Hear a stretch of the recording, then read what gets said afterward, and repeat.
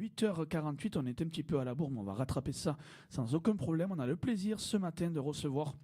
Alors ils sont au nombre de 3, je vous dirais même de 4, puisque nous avons une personne, en l'occurrence Delphine, qui ne parlera pas mais qui est présente avec nous dans les studios de Radio Galère. On salue également notre stagiaire Farah, qui est à l'écoute de Radio Galère. Farah qui est avec nous, notre stagiaire et qui va nous écouter et observer. Elle est en stage chez nous, donc on la salue évidemment, on lui souhaite la bienvenue. Et on va parler avec vous, chère structure, de beaucoup de dossiers, mais en tout cas la Biennale Histoire, Mémoire des immigrations et des territoires. C'est représenté aujourd'hui, on va le saluer, par Ramzi Tadros, directeur de l'association Approche Culture et Territoire. On va vous saluer, bonjour à vous, bienvenue chez nous, évidemment. Également accompagné de Nawira aussi, Jones, fondateur de Yes Weekend Production. Alors Yes Weekend avec le can sympathique, mais j'aime bien l'idée. On a parlé d'Obama, voilà. Mais voilà, exactement. Bonjour Nawir. Bonjour à tous. Voilà, bienvenue chez nous. Merci pour l'invitation. Mais c'est bien normal. Et puis Frédéric Fusibé, directrice artistique du Théâtre de la Mer, qu'on avait reçu le 30 mai, donc il y a déjà 4 mois, le temps passe vite. On vous salue Frédéric, bonjour à vous. Bonjour à tous. Voilà, bienvenue chez nous. On va parler avec vous tout simplement de cette biennale, Histoire, Mémoire des immigrations et des territoires. On va parler du réseau, on va parler des structures. Vous allez nous présenter un petit peu cette biennale et la description de cet événement qu'on trouve très accrocheur, qui a démarré donc le 14 septembre pour boucler à la mi-décembre, n'est-ce pas Frédéric? D'ailleurs le 15 décembre. Avec près de, je crois, une centaine de entre les activités, les ateliers, les rassemblements, les spectacles, les expos, les projections. Qu'est-ce qu'on a d'autre? On a des spectacles, on a des débats, on a des rencontres. Il y a beaucoup de choses. C'est un festival. Hein. C'est un festival. Ouais, d'ailleurs, le festival est intégré à leur thématique. Alors, parlez-nous dans un premier temps. On va laisser la parole à Ramzi Tadros, qui est directeur de l'association Approche Culture et Territoire. Il va nous parler de sa structure, qui est porteuse de projets par rapport à ce réseau et par rapport à cette biennale. On vous écoute. Bon, bonjour et vraiment merci de nous inviter. Ce qu'il faut dire, c'est que cet événement est le 4e de son genre. Hein. On a commencé en 2011 et de 2 ans en 2 ans, la Biennale s'enrichit, construit ses relations et devient un événement important et régulier à Marseille et dans la région. Et incontournable, bien sûr. Incontournable, il y a des plus incontournables que nous, malheureusement. Vous restez humble, non mais c'est important. C'est pas faute de richesse et de volonté de notre part. On pourra peut-être parler après des appuis, des financements. Hein, nous, on ne cache rien. Hein, et du coup, avec le mot du maire, ce qui est important de savoir, c'est que Approche Culture et Territoire n'est que l'animateur, le coordonnateur de ce réseau. Tout à fait. On n'est pas le réseau, on n'est pas les décideurs. Et donc, cette biennale essaye de rassembler tout ce qui se fait de intéressant, de bien sur cette histoire extrêmement importante de l'immigration et des territoires dans notre région et particulièrement à Marseille, en contactant, en gardant des relations avec des structures de différents types et à la rigueur, pour bien faire comprendre aux journalistes ici présents et aux auditeurs, Galère par exemple pourrait proposer une journée ou plusieurs dans le cadre de la Biennale en concentrant sur cette question d'histoire de mémoire du territoire. Et avec des archives comme aussi, pourquoi cette pas. année l'a fait la librairie Transit. Donc c'est un appel que vous faites à Galère, c'est ça? Voilà, c'est tout à fait, c'est largement on va faire le envisageable. travail. C'est simplement une ouverture, parce que, comme je vous dis, vous regarderez le 9 décembre, je crois, si je me trompe, la librairie Transit fait une journée porte ouverte sur cette thématique dans la librairie. Voilà. Il faut rappeler quand même, Galère est ouvert à toutes les communautés de Marseille. Il y a des émissions sur les Comores, il y a des émissions sur l'Arménie, il y a des émissions sur les Grecs. Sur les Grecs, et voilà. Donc Palestine. elle est déjà dans cette optique-là, mais c'est bien de préciser qu'on peut faire encore plus à Tout Galère. à fait. Exactement. Voilà. Et donc, c'est ce que amène chacun qui devient la biennale. C'est pour cela qu'elle est riche. Parce qu'elle est collective, on ne censure pas, bien entendu. Et puis il y a une vraie convergence des forces associatives. On reste dans notre thématique. Tout à fait, voilà. Une vraie convergence des forces associatives. Alors il faut juste augmenter un petit peu le casque, voilà, c'est le petit volume sonore, monsieur Monsieur Ramzi, voilà, parfait, impeccable. On va y arriver. En indiquant évidemment que le musée d'histoire de Marseille propose d'explorer de manière remarquable, je cite, la richesse du patrimoine, notamment où la bibliothèque de l'Alcazar accueille pour sa part le salon des revues plurielles et met en valeur les riches fonds documentaires qu'elle conserve. On a un petit souci technique de casque, mais on va le régler sans aucun problème. Voilà, il faut juste qu'il soit adapté. Un souci de retour. Un souci de retour son. On va trouver la fiche. Bien sûr. Alors, rappelez que l'édition 2017 rappelle évidemment la diversité des territoires, la diversité de ses habitants, le fait, l'esprit cosmopolite en tout cas qui règne, et notamment pour comprendre nos origines, mieux construire ensemble notre avenir commun. Voilà ce qu'on peut évidemment développer sur cette biennale. Vous êtes, monsieur Tadros, également en compagnie de Nawira aussi, je le rappelle, Jones, fondateur de Yes Weekend Productions, qui va nous parler un petit peu du rôle qu'il va jouer autour de cette biennale, et le fait que s'il a pris part, en tout cas, c'est qu'on estime que son travail va être accrocheur. Et puis on fera la même chose avec Frédéric Fusibé du Théâtre de la Mer en tant que directrice artistique. On vous écoute, Nawir. Encore une fois, bienvenue chez nous. Merci beaucoup pour l'invitation. Mais c'est bien normal. Donc parlez de votre ressenti par rapport à cette biennale. Voilà, comment vous la percevez et comment vous allez œuvrer tout au long de cette biennale. Moi, la biennale, j'en avais entendu parler, c'était en 2015. Parce que j'ai travaillé à Saint-André pour une association qui se nomme Images et Paroles Engagées. Et du coup, on faisait un travail sur la mémoire des quartiers à travers un travail de cinéma sur les anciens cinémas disparus de l'Estac. Et du coup, voilà, j'avais rencontré Approche Culture et Territoire par le passé, entendu parler de la Biennale, et on m'a invité en 2017 pour une projection dans le cadre du Festival Occupé. Génial, parce que quand on parle des forces associatives, de la convergence des forces associatives, là on en a l'exemple qui illustre vraiment tout ça, et c'est ce qu'évoquait tout à l'heure Ramzi Tadros en indiquant qu'on a besoin de tout le monde, qu'il y a un vrai collectif qui est bien huilé et qui permet en tout cas de chacun y mettre son grain de sel entre guillemets, mais qui surtout va enrichir le projet. Et du coup, pour présenter Yes Weekend, c'est une association basée sur Belzens, dont je suis originaire. Et du coup, nous faisons des films de fiction depuis, depuis 2012. Le premier film qui se nomme Le Toit du Monde, qui est une fiction sur la jeunesse marseillaise. Tout à fait, Les Toits de Marseille, on l'a vu, on en parlait ce matin avec une allusion à Radio Galère. Donc nous, on est ravis, on est fiers même. Puisque on rappelle que tu as bossé sur Radio Galère il y a très longtemps. Mais c'est ça, de 2006 à 2008. Voilà, donc il y a une dizaine d'années, tu étais présent. Alors moi, je suis arrivé en 2008, donc du coup je t'ai pas connu juste, mais voilà, on a dû se croiser, mais voilà, tu fais référence dans ton film, donc il y a une sorte de une jeune fille qui est réveillée le matin par la voix de Radio Galère au réveil, par la voix d'Anthony d'ailleurs. Non, c'est pas la mienne, pas la mienne, c'est une voix, je crois que ça s'appelle Laetitia, non? Laetitia, c'est ça. Tout à fait, voilà, c'est une voix féminine, mon cher Christian, donc je veux bien accepter tes allusions, mais je pense pas que j'ai une voix féminine, mon cher ami, mais bon, pourquoi pas. Je laisse les auditeurs juger. Donc voilà, donc sympa, on voit après il y a une séduction là, entre un couple là, entre une touriste sur les escaliers de la gare Saint-Charles là, donc voilà, sympathique, et on a trouvé ça intéressant, et puis encore une fois une allusion à Radio Galère, donc c'était très sympa de ta part et de ton équipe. Je te laisse poursuivre. Du coup, le premier volet du Toit du Monde qui se trouve sur YouTube dure 40 minutes.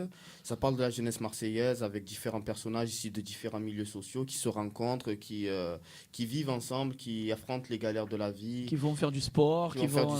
Et du coup qui s'interrogent comme toute personne âgée de 7 à 77 ans avec des questions telles que qui suis-je, où vais-je, en quoi puis-je croire, quelle est ma place dans la famille, dans un cercle d'amis, dans la société. Et avec une identité où Marseille, il est vrai, lorsqu'on voit le film, nous on a vu des passages, et pour être honnête, on n'a pas pu tout voir, mais on a vu pas mal de passages.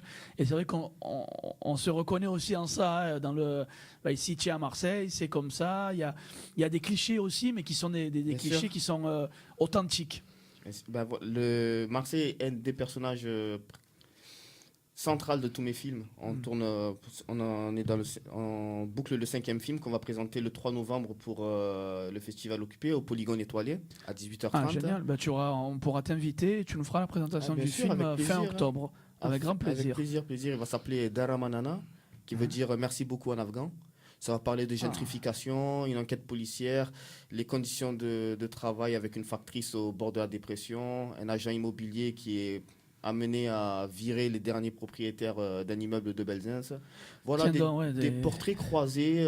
Puis surtout de la réalité, quoi. Voilà, c'est de la réalité. C'est ce que j'entends au quotidien, ce que nous vivons au quotidien. Voilà, qu'on le retranscrit en images avec des comédiens amateurs qui se professionnalisent de plus en plus. Des Marseillais, j'espère. Ah oui, des purs autochtones. Bon, ben, génial. Et par rapport à la Biennale, pour conclure, Nawir, avec toi, avant d'écouter Frédéric, comment tu vas œuvrer un petit peu par rapport à tous ces ateliers, ces projections comment tu as été invité, mais où c'est qu'on peut te voir, voilà, où c'est qu'on peut voir ton travail sur cette Biennale? On pourra le voir le 3 novembre au ouais. Polygone étoilé, 18h30, dans lequel on va projeter le dernier film en date, et plus les deux précédents qui se nomment Attends, le bonheur est à vendre et Macadam Vagalam. Et comment œuvrer en venant déjà voir les différents événements proposés par les différentes structures dans les différents lieux. Et voilà, discuter, rencontrer les gens avant tout, parce que voilà, au-delà des projections, des ateliers menés, c'est des rencontres qui se font. On a bien compris, et puis Ramzi le disait tout à l'heure, j'ai l'impression que la dimension sociale et humaine est très forte, elle est au cœur du débat et du projet. Je suppose que sans cette sensibilité humaine, il n'y aurait pas cette biennale. Déjà, ce n'est pas un événement, et puis une fois qu'il est terminé, ciao, au revoir, à la prochaine, on va avoir d'autres artistes, d'autres vedettes. Non, c'est du lien qui se construit. Le réseau, c'est du lien qui se construit. Alors, Nawir a bien dit tout à l'heure qu'on s'est croisés de loin en 2015. Voilà, 2017, l'occasion s'est présentée, mais maintenant, Nawir fait partie de nos relations, de nos copains, des gens qui œuvrent dans le même sens que nous. Donc voilà, il n'y a pas d'adhésion, mais formelle. Par contre, il y a une adhésion humaine. C'est une sensibilité. Voilà, on suivra et on interpellera et on fera appel à Nawir pour plusieurs Comme à Radio Galère, d'ailleurs.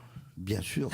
On est là. Ah, mais c'est intéressant. Frédéric Fusibé, directrice artistique du Théâtre de la Mer. Je rappelle qu'on avait reçu le 30 mai pour parler, notamment, à l'époque, on avait parlé des ateliers qui avaient été faits avec les migrants dans vos lieux, dans vos structures du Théâtre de la Mer. Et aujourd'hui, vous allez intervenir, enfin en tout cas, vous intervenez à la Biennale dans le cadre notamment de la parole libérée. Donc on va vous laisser la parole, vous indiquez vous aussi le rôle que vous allez jouer autour de cette Biennale. Puis derrière, il nous restera un bon quart d'heure pour parler encore de la programmation, de l'événement et évidemment de toutes les dates phares. Voilà, Frédéric. Alors moi, ce qui me semble important par rapport à cette biennale, c'est effectivement de rappeler que c'est pas la première et que on est fondamentalement sur une dynamique qui se développe d'année en année. Ça a commencé, on va dire, relativement petit, et puis, tous les 2 ans, ça prend plus d'importance. Et cette biennale, je trouve qu'elle a le mérite immense de rendre visible ce qui se fait au quotidien à Marseille sur ces questions-là. Et quand je dis au quotidien, c'est pas seulement pendant le temps de la biennale, mais c'est tous les jours, 365 jours sur 365, chaque année, quelques biennales ou pas biennales. Et ça, je pense que c'est fondamental. Ça se fait parfois effectivement de façon un peu isolée, chacun un peu dans son coin, parce que c'est difficile, parce qu'en général, ça repose sur des associations qui ont très peu de moyens. Ce travail sur la mémoire de l'immigration et qui essaye de donner à la fois visibilité et de montrer toute la qualité des travaux qui se font dans différents domaines au niveau des immigrations et de cette mémoire. Et ça me paraît presque, entre guillemets, plus important que la Biennale elle-même, en fait. C'est ce travail de fourmi qu'on fait tous les jours. Et donc la Biennale, c'est faire apparaître, c'est la face émergée de l'iceberg. Et l'iceberg, c'est tout ce qu'on fait. L'iceberg, il est immense. Oui. Il est immense, et ça, pour moi, c'est fondamental. Et il est immense. Alors, moi, c'est vrai que j'appartiens à une des toutes premières associations qui a œuvré dans ce domaine-là, puisqu'en fait, le Théâtre de la Mer est né en 1980. Donc, j'ai l'impression d'être l'ancêtre, quelque part, autour de cette table. Il ne faut pas dire ça. Non, mais ça me gêne pas. Kateb Yassine a écrit un très très beau texte qui s'appelle Les ancêtres redoublent de férocité. Je me réclame de Kateb Yassine et de la férocité de Kateb Yassine. Il n'y a pas de problème, je veux bien être ancêtre. Et d'ailleurs, cette histoire que je porte et qui n'est pas seulement la mienne, mais qui est celle de toute une équipe, celle du Théâtre de la Mer, d'une certaine manière, elle est emblématique de cette rencontre qui est organisée chez nous au Théâtre de la Mer le 6 octobre sur théâtre et immigration en France. En fait, il se trouve que nous, le Théâtre de la Mer, on est né exactement à la bascule entre les années 70 où la première génération immigrée s'exprimait beaucoup dans les luttes sociales et dans la revendication, dans cette revendication-là de leur place dans la société, les questions contre les racismes divers et variés, les discriminations. Il faut se rappeler qu'à l'époque, on mourait couramment dans les rues quand on était un peu trop bronzé. Ouais. On a un peu oublié ça, ça existe toujours, mais à l'époque, c'était quand même extrêmement courant, malheureusement. Tout à fait. Et du coup, effectivement, la première génération, elle a travaillé là-dessus et théâtralement, de ces mouvements-là, de ces mouvements essentiellement de revendication sociale, ont émergé des compagnies de théâtre qui permettaient effectivement d'être... Comment dire, le théâtre, historiquement, depuis l'Antiquité, le théâtre est né dans l'Antiquité grecque, c'est un lieu de forum citoyen. Un exutoire, pour certains diront. Ouais, ça peut être un exutoire. En tout cas, c'est un endroit c'est un endroit de débat public. Dans l'Antiquité grecque, les questions qui travaillaient les sociétés étaient de démocratie. C'est ça, étaient traitées sur les plateaux de théâtre. D'ailleurs, les Grecs, premiers immigrés marseillais, d'ailleurs. Il ne faut pas l'oublier. Cité phocéenne, il y a 2000... tout à fait. Je rajoute dans le sens de Frédéric, c'est vraiment... Je ne serais pas d'accord sur le mot démocratie, parce que justement, il y avait un blocage pour parler de cette histoire, de cette vie des travailleurs immigrés, de leur souffrance, et que le théâtre a été le biais par lequel ils sont entrés en scène, qu'il y a eu une levée de rideau sur cette réalité. Et il faut, je pense que si on laissait Frédéric développer, dans le théâtre aussi, il y a ce travail de groupe au départ, c'est-à-dire on ne vient pas tout seul parler de soi, on travaille ensemble, donc déjà il y a un travail de reconnaissance entre soi et puis de parler aux autres. Et c'est pour cela que la journée du 6 octobre s'appelle la parole libérée. Et c'est les ancêtres, alors pour de bon, on appelle ça les pionniers, qui seront à l'honneur dans la première partie, avec des noms si fameux. D'ailleurs, Naouir devrait faire un film, si je me propose, sur le théâtre de la Porte d'Aix, qui a existé dans les années 70 à Marseille, qui a des liens avec Kateb Yassine, justement, et où les premières pièces ont été faites là, dans ce théâtre de la Porte d'Aix, puis Al-Halaka, puis la Kaïna, et puis une troisième dont le nom El Rasifa. Donc c'est vraiment un moment d'ébullition, de prise de parole. Et de mémoire, ça c'est important. Et de mémoire, et c'est à nous maintenant, justement, de transmettre cette mémoire. Cet héritage de la mémoire. Voilà, exactement. Et d'ailleurs... Juste un mot sur la Porte d'Aix. La Porte d'Aix, c'est un haut lieu de la communauté comorienne. La communauté comorienne s'est installée en premier sur la Porte d'Aix. Et là, après, elle a rayonné sur tout Marseille, mais c'était vraiment un haut lieu à cette époque-là, des années 70, et même avant. Comme pour les Algériens, la Porte d'Aix et Belzance, c'est le lieu d'arrivée, etc. Et j'ai adoré quand monsieur Naouir, tout à l'heure, a dit « Je suis originaire de Belzance ». Un pur produit. Un pur produit. Belzance Breakdown, oui, évidemment, oui. Ça, c'est quartier emblématique. Frédéric, je vous en prie. Juste pour revenir sur la Porte d'Aix, effectivement, la Porte d'Aix, elle est emblématique pour beaucoup de Marseillais, effectivement. C'est la Porte d'Aix, mais c'est la Porte de l'Orient qui arrive chez nous, en fait, d'une certaine manière. Effectivement, et les différentes vagues migrantes arrivent à la Porte d'Aix, toutes, dans l'histoire de la ville. Et ça, parce qu'effectivement, la Porte d'Aix, elle ouvre, c'est le chemin entre le port, en fait, et la France, et donc le continent européen. Et donc, donc il y a tout un symbole. Hein. Et d'ailleurs, Nabil Fares, qui était le metteur en scène et le directeur artistique et fondateur du théâtre de la Porte d'Aix, qui ne vivait pas du tout à Marseille, est malheureusement mort il y a 2 ans et s'est fait enterrer à Marseille. En souvenir du mémoire de la mémoire du théâtre de la Porte d'Aix. C'est pas rien. Est fort. Ouais, le symbole est très très fort. On a un projet de film pour notre cinéaste, la Porte d'Aix. Voilà, c'est emblématique. Ramzi, on écrit le scénario après. Hein. Mais génial. 9h10 sur les ondes de Radio Galère 88.4. Il nous reste un quart d'heure encore pour parler du réseau pour l'histoire et la mémoire des immigrations et territoires. Parler de cette biennale qui, on le rappelle, a démarré il y a 3 semaines et qui bouclera le 15 décembre. Morad et Christian. Morad, dans un premier temps, je vais vous laisser la parole pour interpeller, poser des questions à nos invités. Et on le rappelle, on a eu une réaction tout à l'heure. Elle est habituelle, elle concernait le tarif des ateliers et autres. Donc je vous laisse lui répondre, même si je lui ai dit en demi-mot.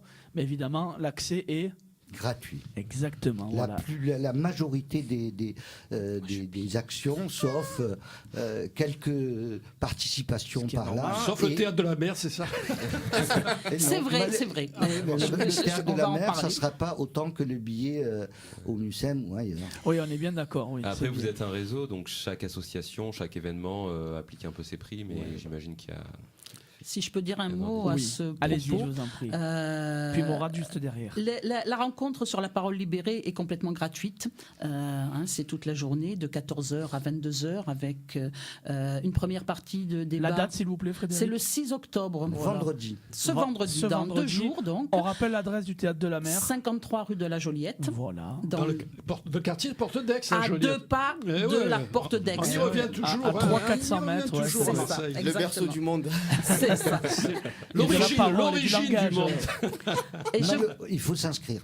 Il faut s'inscrire par contre. Alors vous téléphonez au Théâtre de la Mer, vous vous inscrivez sur Internet au Théâtre de la Mer ou auprès de l'association Générique qui d'ailleurs fête cette année ses 30 ans. Enfin on ne va pas revenir sur Générique. Je voudrais juste dire que cette journée du 6 octobre, elle démarre effectivement par 2 heures de rencontre autour de la naissance de ce cri, hein, Akian disait que le théâtre était un cri, de ce cri qui est né dans la première génération à travers effectivement les différentes troupes de théâtre que Ramzi vient de citer.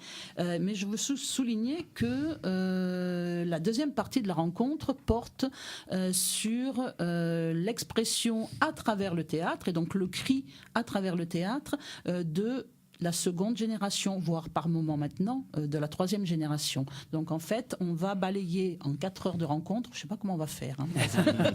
Exercice délicat. de concentration et de synthèse oblige, mais des années 70 à aujourd'hui, donc l'histoire du théâtre issu des immigrations en France et plus particulièrement à Marseille, puisqu'il y aura beaucoup de témoins de cette histoire-là à Marseille. Je sais qu'on a beaucoup de choses à évoquer encore. Et on va écouter Morad, oui, je vous en prie. Juste, je veux dire quand même, Générique est descendu de Paris pour nous demander de faire avec nous cette opération. Hein. Générique, c'est une grande association sur l'histoire et la mémoire des immigrations. Donc déjà, vous voyez que la Biennale prend une dimension un peu nationale. Deuxièmement, et c'est la chose la plus importante pour moi, je crois à ma connaissance, Frédéric pourra me contredire si elle le sait, c'est la première fois qu'on fait un vrai réflexion autour de ces 2 générations, 2 moments extrêmement importants 3 de d'ailleurs, l'histoire. disait-elle. Voilà, 3 bien sûr, mais voilà. Et ça, c'est fondamental de faire le lien et la transmission. Bien de le rajouter. Morad, je t'en prie. Alors, comme vous le dites, la Biennale n'en est pas à son coup d'essai, donc c'est sa 4e édition, placée ce coup-ci sur le thème de la citoyenneté. Mais c'est une édition un peu particulière. Vous le dites dans votre dossier de presse, quasiment à la première page. Vous parlez d'une signification particulière à l'issue d'une année électorale alarmante par l'étendue de l'audience séduite par les courants d'extrême droite. Ma question, elle est en 2 temps. Est-ce que vous pensez que cette année, le FN aurait pu gagner ? Et en quoi est-ce que des actions comme la Biennale peuvent permettre d'endiguer ce phénomène-là ? Alors, pour la première, je peux me cacher, comme tout le monde dit, nous sommes apolitiques, machin. Non, je ne pense pas que le Front National, je pense pas que le Front National pouvait gagner. Par contre, au niveau du discours, des idées, le Front National a gagné depuis très longtemps. D'ailleurs, dans la région PACA, par contre, malheureusement, oui. c'est très Voilà. important. Et On le voit, c'est dans le 13e et 14e arrondissement, par exemple, avec M. Ravier. voilà, pour ne pas le citer. mais moi je dirais que le Front National est une chose qu'on peut analyser, décortiquer et classifier. Mais moi, ce qui m'inquiète, c'est dans la bouche des autres partis politiques les mêmes discours et le même fond d'idées. Et c'est ça le danger. Du coup, dans notre combat, je dirais, on se connaît avec Frédéric depuis 35 ans, 40 ans, je ne sais pas. Donc, je ne dirais pas c'est les ancêtres, c'est un peu l'autre bout par rapport à Anaouir, qui est la jeune génération qui arrive. Et on a observé cette évolution de la société et la montée progressive de ces idées. Et face à ça, on a tout essayé. On a fait des manifs, on a fait des déclarations, des pétitions, etc. Et ce qui manque, c'est l'éducation, c'est la transmission, c'est dire l'histoire vraie.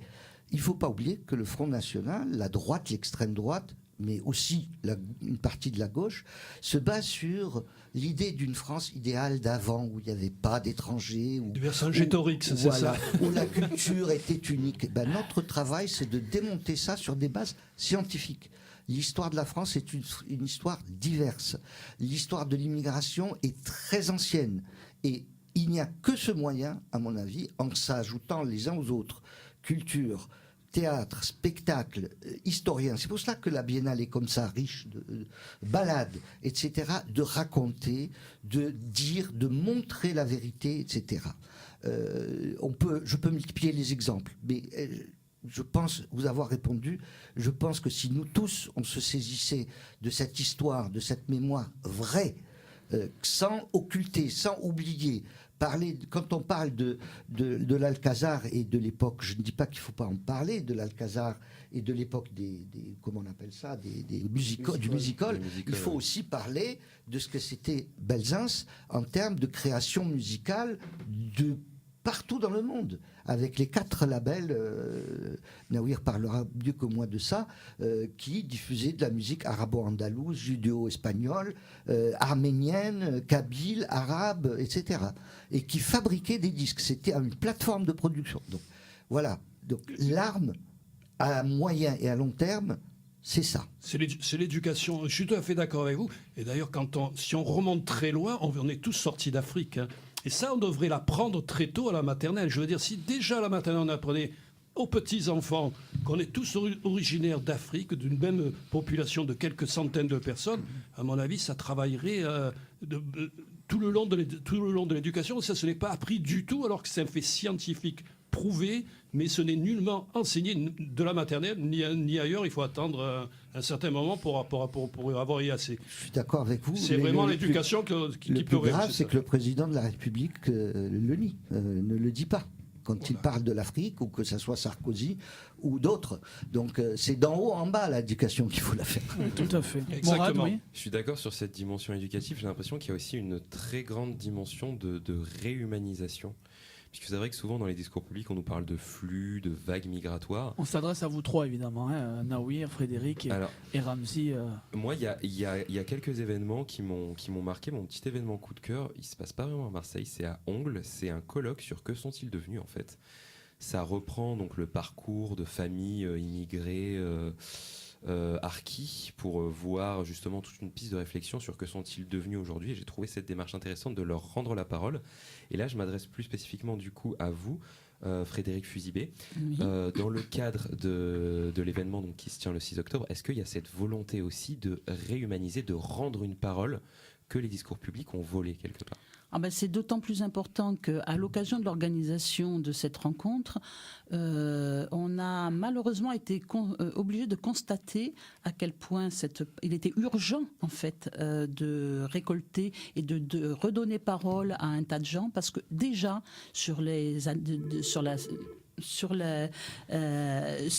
première période, sur les années 70-80, on s'aperçoit qu'il y a beaucoup de gens qui malheureusement nous ont quittés, ils ne sont plus parmi nous, ils sont morts. c'est comme ça, c'est la vie. Et ils sont beaucoup plus... Enfin, comment dire, voilà. Pour moi, c'est devenu une évidence qu'il y avait une urgence, une vraie urgence à réactiver ces mémoires-là et à... y compris les transmettre le plus largement possible aux générations suivantes. Parce que une des interrogations pour moi aujourd'hui, c'est ça. Hein. Ce qui est passionnant, c'est de voir comment la deuxième génération, par exemple, s'est emparée de cet espace de parole qui est un plateau de théâtre pour dire halte aux discriminations, halte aux stigmatisations, et que c'est devenu effectivement emblématique d'une certaine génération et emblématique de lutte dépassant largement le cadre du théâtre. Et ces choses-là, malheureusement, la première génération du théâtre, entre guillemets, de la deuxième génération, vous vous y retrouvez dans les générations. On s'y retrouvera, rassurez-vous. Cette première génération, aujourd'hui, c'est des personnes qui sont largement adultes, qui ont, on va dire, entre 40 et 50 ans, on va dire, hein, à peu près, voire plus. Voire même 60. Voire même 60. Et donc, voilà, c'est des gens que les enfants d'aujourd'hui ne connaissent pas forcément. Les enfants d'aujourd'hui ne connaissent pas cette histoire. Comment on a pu s'emparer effectivement de cet espace de liberté qui est un plateau de théâtre. Je travaille en ce moment avec des jeunes réfugiés divers et variés, et qui seront d'ailleurs le 6 octobre au soir sur le plateau du Théâtre de la Mer avec un spectacle de théâtre. Et un des témoignages d'une de ces jeunes femmes qui a une vingtaine d'années, c'est que quand elle est au théâtre, elle est libre. Et je trouve que ça, c'est fondamental. Hein. S'emparer des espaces de liberté, des espaces de parole, des endroits où on peut crier. Et ça s'apprend, ça se transmet. À nous de transmettre. Il nous reste très peu de temps, le temps passe à une allure folle. Il nous reste 4 minutes pour conclure. Ça fait déjà 36 minutes qu'on est à l'antenne. Et on rappelle qu'on est toujours en direct pour parler de la Biennale, évidemment, Histoire, Mémoire des immigrations et des territoires, représentée par l'association Approche Culture et Territoire, par Yes Weekend Productions et par le Théâtre de la Mer. Voilà, il reste très peu de temps. Je vous laisse le dernier mot à chacun pour conclure ce dossier. Nous, en tout cas, on a trouvé très accrocheur et pertinent ce projet-là. On pourra d'ailleurs l'évoquer plusieurs fois au cours des 3 mois, puisqu'on rappelle, enfin des 2 mois, puisqu'il y a déjà un mois qui est quasiment passé. Vous allez boucler le 15 décembre avec des dates phares et charnières. Et nous, à Radio Galère, on a vraiment apprécié ce dossier. On vous laisse le dernier mot à chacun pour conclure, pour nous donner votre ressenti, pour ce qu'on a peut-être oublié. Voilà, vous avez la parole, Nawir, Ramzi et Frédéric, sur les ondes de Radio Galère. Pour rebondir sur ce que dit mes collègues par rapport à la mémoire, moi, je viens de l'image, et en 2017, voilà, il y a une démocratisation de FADA du numérique. Tout le monde peut filmer. Tout le monde, de 6 ans à 95 ans, on peut filmer.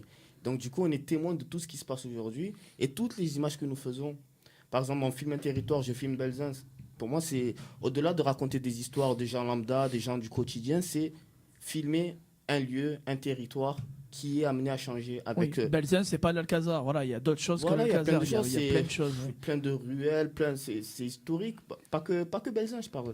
Mais pour dire que ces images-là, dans 20 ans, dans 30 ans, je pense qu'elles auront quand même une valeur, comme quand je tombe sur des photos d'antan de Marseille ou de différents quartiers.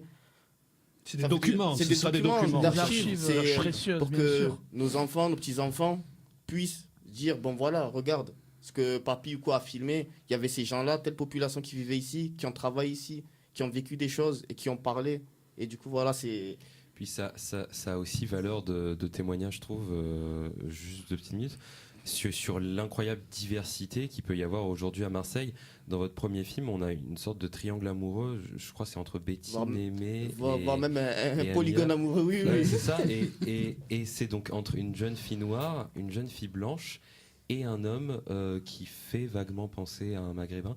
Et on peut retrouver cette diversité-là dans votre quotidien et dans votre cinéma aussi. On parlait des rencontres entre les différentes personnes pour endiguer tout ce qui est racisme.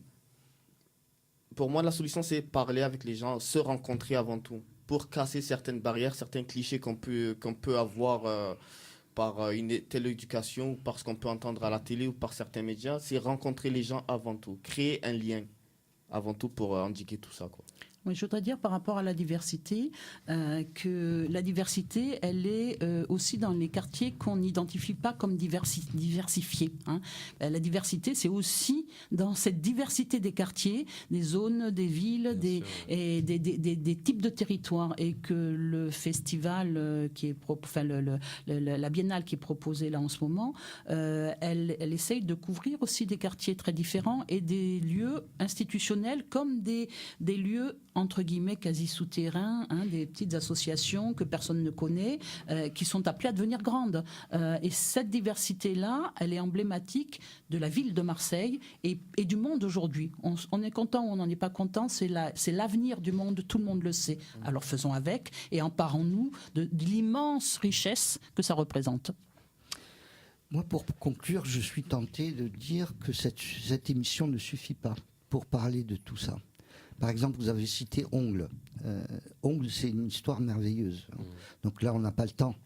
Moi, je finis mon intervention en disant, camarades de galère, faites un effort, venez faire des interviews. On peut revenir aussi parler de moments importants et continuer l'information autour de cette biennale. Et pourquoi pas faire une émission spéciale Histoire et mémoire de nos territoires. On est partant. D'ailleurs, ça va durer jusqu'en décembre, c'est ça. Donc jusqu'en décembre, on aura l'occasion maintes fois de vous accueillir. C'est à vous de téléphoner, de nous dire on a ça, etc. Ce qu'on peut venir. Et les micros sont comme la parole est libre. À Radio Galère, le micro est libre aussi. Donc, vous pouvez venir quand vous voulez. Merci d'avance. Merci beaucoup. Le rendez-vous est pris, en tout cas.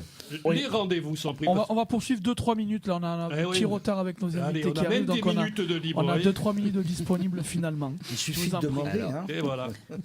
Alors, parlons de Ongle, justement. Parlons de ce colloque qui va se tenir le 23 novembre, octobre, je sais plus. Novembre, d'accord.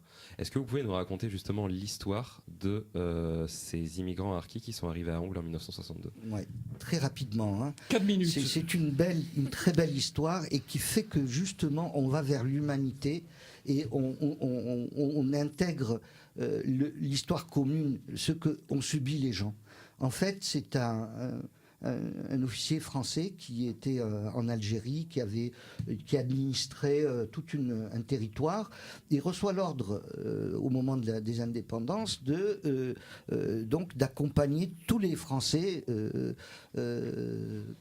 pour se rapatrier, comme on dit. Sauf les harkis. Sauf les Français musulmans. Voilà, ça c'était l'ordre qui avait été donné. Ce gars d'un mouvement humain dit non. Et il se trouve qu'il connaissait, il avait un ami qui était le maire d'Ongle. Il lui dit, écoute, voilà, moi, je ne peux pas laisser faire ça. Je vais arriver en France avec ces familles-là. Est-ce que vous les accueillez? Le maire a dit oui. Et donc, clandestinement, il a amené toutes les familles. Et donc, comme le village Ongle savait qu'ils arrivaient, ils ont envoyé un télégramme à des photographes, à des journalistes, etc., en disant, ils arrivent demain. Et justement, les photographes étaient là et ils ont filmé l'arrivée de ces familles, de ces enfants qui n'avaient aucune responsabilité dans la colonisation, ni dans la défense de la colonisation, qui arrivaient fuyant des réfugiés, quoi. Et cette humanité-là a été captée et transmise par le village actuel d'Ongle, qui a fait une maison avec toute une exposition, et puis continue la réflexion. Ils continuent la réflexion parce qu'ils sont passés par là, ils ont été enlevés de là, ils ont été mis dans des camps, etc. Et donc, finement, humainement, sans rentrer dans des polémiques sur la guerre d'Algérie, on raconte l'histoire de ces gens-là. Voilà. Et pour moi, qui serait plutôt de l'autre côté en termes politiques, avoir visité Ongle, écouter cette histoire, ça m'a beaucoup ému et fait penser à l'histoire commune, comment on peut la construire. C'est-à-dire, au lieu de mettre en évidence les oppositions, mettre en place les points communs. Qu'est-ce qui est commun entre des gens qui ont été obligés de quitter leur territoire? Par exemple, les réfugiés d'aujourd'hui et les réfugiés d'avant. Voilà. Surtout qu'au moment où ces populations-là sont arrivées à Angles, c'était pas une population négligeable, pardon, ça constituait la moitié de la population du village. Il y avait 25 familles à Ongles et ils étaient à peu près 200 qui arrivaient, femmes, enfants, etc. Et c'était un accueil formidable dans les Alpes de Haute-Provence, là à côté de Fort-Calquier. Et ce qui est remarquable, c'est le maintien de cette mémoire, critique. C'est-à-dire, on n'est pas resté uniquement les pauvres, etc. Mais qu'est-ce qu'ils sont devenus, qu'est-ce qui est arrivé. L'exposition est très fine, racontant l'histoire et montrant aussi le rejet d'autres milieux de cette population. Voilà. Est-ce qu'il en est resté de ces harkis qui sont arrivés là? Est-ce qu'il en est resté sur Angles où ils ont il n'y a plus de traces? Non. Il y a des traces. Il y a des traces, mais il n'en aurait pas resté. Voilà, parce que comme je vous dis, ils ont été envoyés dans les camps. Avant, après, plutôt de leur arrivée, 2 ans, je crois, le pouvoir central, ayant peur de ce qui se passait entre le restant d'OS, etc., les a parqués dans des vrais camps comme Rivesaltes, etc., et les a enlevés de là. Mais quand même, Ongles a continué en recevant des jeunes pour un centre de formation qu'ils ont créé sur place. Et là, on raconte la suite, en fait. Qu'est-ce qu'ils sont devenus? La preuve, c'est qu'on se pose qu'est-ce qu'ils se sont devenus. Et ça nous aide à porter un regard, parce qu'on parle d'abord de soi, c'est normal. Comme vous avez parlé de communauté tout à l'heure, oui, on part de soi, on est comorien, on est de Belzins, et puis après, il faut aller vers les autres, parce que si on ne parle que de soi, on va vers la catastrophe que nous proposent certains. C'est un bel exemple de devoir de mémoire. Est-ce que vous avez des événements plus ou moins similaires qui se passeront sur Marseille? Sur Marseille, il y a beaucoup de choses. Moi, je pense que vraiment, j'insisterai, puisqu'il y a quelques secondes encore, sur cette parole libérée, le 6 octobre. Ce week-end, non? Voilà. Et vraiment, je pense que à la fois, malheureusement, on ne pourra pas accueillir des milliers de personnes, mais peut-être qu'on va enregistrer et essayer de diffuser après les débats, parce que c'est extrêmement important. Et comment se font les inscriptions alors, puisque on le rappelle, donc c'est gratuit, mais il faut s'inscrire à l'avance sur. Alors, ou téléphoner au Théâtre de la Mer. Je n'ai pas le numéro en tête, ou s'inscrire sur le site du Théâtre de la Mer ou sur le site de Générique. En tapant Générique, on trouve le site, et en tapant Théâtre de la Mer, on trouve aussi Contact Générique, voilà, c'est contact au singulier, @générique au pluriel.org pour les inscriptions à la parole libérée sur théâtre et immigration en France depuis les années 70. Et juste après, dans 2 semaines, c'est le festival Opération Quartier Populaire qui se passe à Belzins avec Mawir et d'autres. Festival Occupé. Voilà. Occupé, c'est vraiment aussi l'acronyme. Je voulais dire pour parole libérée, est-ce que par exemple un auditeur qui voudrait intervenir dans cette parole libérée, il pourrait vous téléphoner et dire est-ce que je peux m'exprimer sur quelque chose qui me tient à cœur, ou c'est ce que j'ai vécu? Est-ce que c'est possible? Techniquement, tu veux dire en direct? Oui, voilà. Alors ça, je pense que ce sera peut-être un peu difficile, mais si les gens veulent nous envoyer des témoignages... Faire un témoignage, voilà. Voilà, ils les enregistrent et nous les envoient, et nous, on les diffusera. Ça. Ça oui. En direct, ça va être compliqué parce qu'on n'est pas équipé pour, mais en différé, oui, c'est possible. Et en même temps, c'est un travail de longue haleine. Donc ça veut dire aussi des témoignages sont bien reçus si elles sont envoyées au Théâtre de la Mer ou à Approche Culture ou à Générique pour faire ce mouvement en général de recueil de transmission. Voilà, de transmission. Moi, je pense que la transmission, c'est important. La mémoire, elle est importante à partir du moment où on la fait résonner avec le présent et avec l'avenir. Et il ne s'agit pas de simplement remplir nos bibliothèques et nos archives, mais il s'agit aussi de faire circuler tout ça et que ça se sache aujourd'hui et que ça devienne un tremplin pour les générations actuelles et à venir. Oui, sur Paris, il existe le musée de l'immigration. Est-ce que sur Marseille, il serait bon d'en faire un aussi? Parce que Marseille, à mon avis, est plus concerné par cela que Paris. Bien que Paris soit aussi, c'est un mélange. Moi, je serais partisan, et je ne suis pas le seul, à ce que l'histoire de l'immigration rentre comme part entière dans tous les musées, que de faire des musées à part. Voilà. Okay. Il ne faut pas encore parquer les émigrés dans des musées spéciaux. Voilà, surtout pour Marseille. Marseille, on ne comprend pas l'histoire de la ville de Marseille sans parler de migration, de mouvement populaire. On ne peut pas le comprendre des Grecs jusqu'à nos jours. Voilà. Très bien, très bien. Il y a une citation que j'affectionne beaucoup d'ailleurs, c'est André Chénier qui écrivait à la fin du 19e siècle que Marseille était la cité qui, dans son port tout hérissé d'une forêt de mâts, accueillait le musulman et l'Indien. En dépit du siècle qui est passé et de l'atmosphère actuelle plutôt délétère, est-ce que Marseille, c'est toujours pour vous cette ville d'accueil ? On a fait en 2011-2012, on a fait un cycle de conférences qui ne s'interrogeait pas que sur Marseille, mais sur la Provence. Est-ce que c'est une terre de refuge ? Et au bout du compte, tout un cycle de conférences sur une année, oui, c'est une terre de refuge, mais il y a toujours au début un temps de rejet. Quel que soit le groupe, les Arméniens, même les rapatriés à un moment donné, ils ont été rejetés. Les Juifs, tout le monde a été italien, n'en parlons pas. Tout le monde a été un peu rejeté, mais finalement, eh ben, ils sont là. Voilà. Et c'est ça l'histoire et la force de l'histoire. Si je peux dire quelque chose à ce sujet, si on a encore 2 minutes. On a du temps, profitez. Toujours avec mes réfugiés, mais entre guillemets. C'est un groupe de jeunes avec lesquels je travaille pour certains depuis 2 ans, pour d'autres seulement depuis 8 mois. C'est une question que nous abordons souvent. Ils arrivent pour certains de Syrie, du Soudan, d'Irak, le pays dont on parle un peu trop aujourd'hui pour des raisons humainement et politiquement d'ailleurs gravissimes. Et quand même, eux, ce qu'ils trouvent ici, c'est quand même la paix. Et que quelque part, souvent ils me disent mais la France, j'aime autant la France que mon pays d'origine, parce qu'effectivement entre un pays en guerre où c'est l'horreur au quotidien et un pays qui accueille plus ou moins bien, c'est difficile. Ils ont tous des parcours, ils ont traversé. Je ne vais pas vous raconter, tout le monde les connaît ces histoires malheureusement de barques, de marche à pied, de galères, de faim, de froid, etc., etc. Ils ont des parcours comme ça, mais ils ont vécu dans la rue pour certains pendant quelque temps à Marseille, voilà.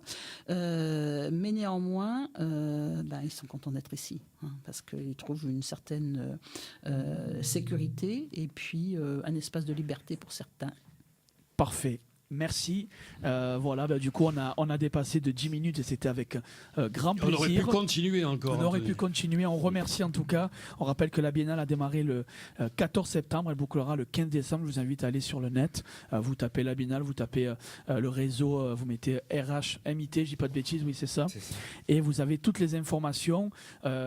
On va exceptionnellement la dépasser de 10 minutes.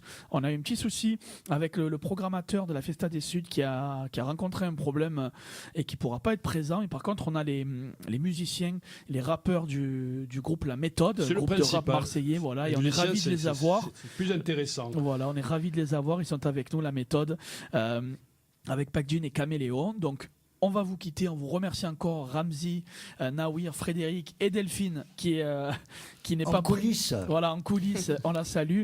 Et puis Morad aussi qui doit nous quitter pour une réunion importante. Voilà, merci Morad d'avoir été présent pendant cette heure et demie. Dernière pause musicale avant d'écouter La Méthode. On va parler simplement, on va mettre une pause musicale de La Méthode, Tout et n'importe quoi, groupe marseillais reconnu sur les ondes de Radio Galère. Voilà, Nawir acquiesce. C'est parti, merci. La Méthode.